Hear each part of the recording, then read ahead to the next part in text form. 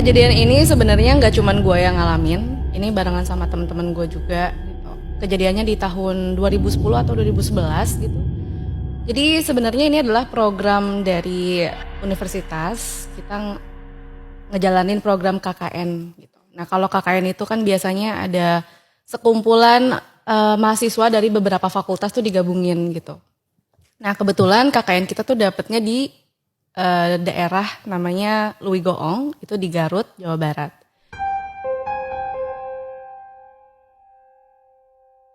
Nah pada saat itu kita tuh dapat 13 orang gitu, satu kelompok itu. Nah tapi karena terlalu banyak akhirnya di split jadi 2. Nah kemudian di kelompok aku sendiri itu ada 3 perempuan, 3 laki-laki. Jadi sama aku 7 orang gitu. Nah karena itu kita beda-beda fakultas, jadi mau gak mau pas kita lagi jalan ke sana, ke desa Louis Goong tuh kita kan kayak mau ice breaking ya, sambil ngobrol kayak pengen kenal-kenal gitu. Dan gak tahu kenapa tiba-tiba pengen cerita horor aja gitu. Karena kan kalau kita cerita horor tuh biasanya lebih gampang akrab gitu kan.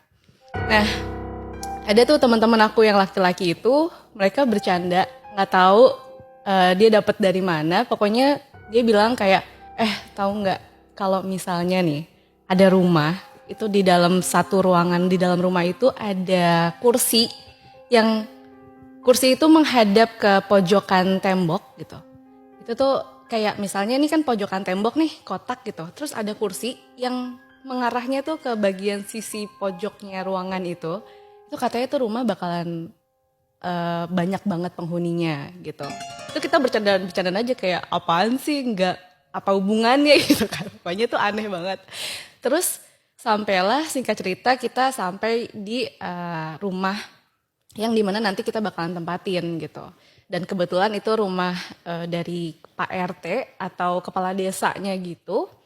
Nah pas kita masuk kan biasa disambut gitu kan. Pas disambut kita udah nyiapin 2 kamar gitu. Ini kamar untuk perempuan, kamar untuk laki-laki gitu. Dan posisi ruangannya itu langsung ruang tengah. Terus di situ ada kamar mandi, kamar perempuan, dan kamar laki-laki. Nah kamar laki-laki ini agak ngelorong gitu, agak ngelorong. Pokoknya konsepnya langsung nih anak-anak yang perempuan naruh tas kan di tempat kamar perempuan. Dan yang laki-laki tiba-tiba mereka gerumunan aja tuh di depan kamar kayak lo aja lo, enggak mau gitu kan, kayak enggak mau masuk nih. Terus udah kita kan cuek-cuek aja, yang cewek masukin barang, tiba-tiba pas kita lagi ngerapiin barang, si cowok ini ada yang teriak, Astagfirullahaladzim gitu kan.